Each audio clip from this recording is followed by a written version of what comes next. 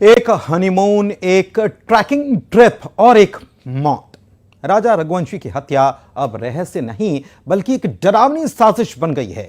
हर लम्हा प्लान किया गया था और इस साजिश की डायरेक्टर थी उसकी पत्नी सोनम। उधर राजा रघुवंशी मर्डर केस में अब कहानी ने ऐसा मोड़ ले लिया है जिसने पुलिस को भी चौंकाया है। खबर यह है कि राजा की मौत की तारीख शादी से 2 दिन के बाद ही तय कर दी गई थी।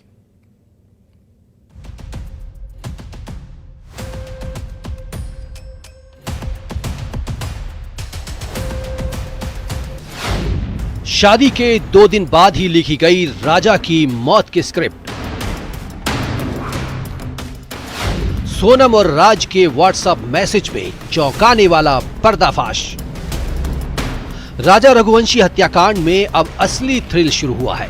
शिलांग पुलिस की पूछताछ में आरोपी सोनम और राज कुशवाहा अब एक दूसरे पर इल्जाम लगा रहे हैं। सोनम का दावा है कि पूरा मर्डर प्लान राज कुशवाहा का था, जबकि राज ने पलटवार कर कहा कि वो तो सिर्फ एक प्यादा था, असली चाल सोनम ने चली थी। अब पुलिस को समझ नहीं आ रहा है कि झूठ कौन बोल रहा है और असली मास्टरमाइंड कौन है। लेकिन इन सब के बीच सोनम और राज के बीच की एक और कहानी बाहर आई है। इस कहानी के मुताबिक राज कुशवाहा ने पुलिस को बताया कि वो सोनम से डरता था। सोनम बेहद गुस्सैल, बेकाबू और सबको अपने इशारों पर नचाती थी। राज का दावा है कि शादी के बाद सोनम की आंखों में सिर्फ एक चीज थी, राजा को मिटाना। और इसकी तस्दीक होती है राज और सोनम के बीच हुई एक चैट से।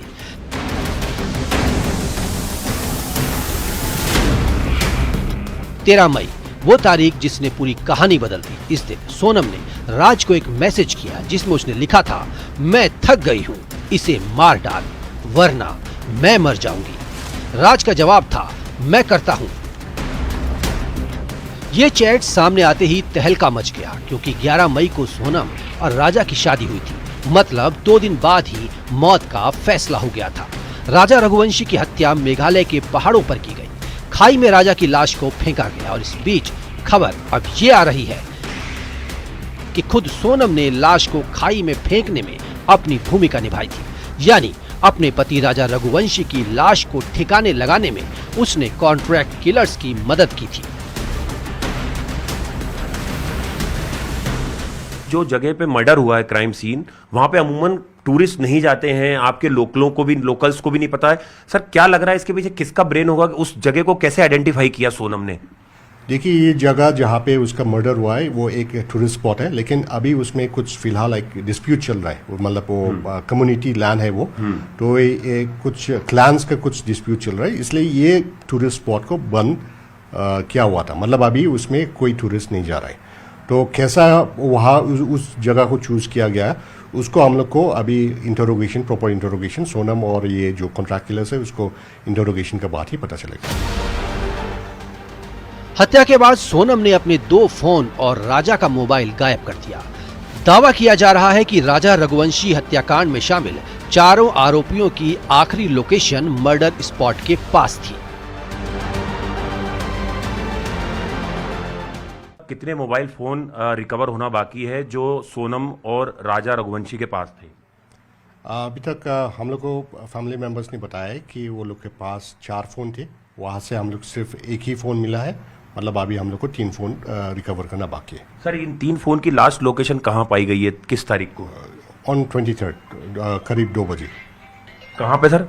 चेरापूंजी में, वो जहाँ पे ये हादसा हुआ था वो वहीं पर।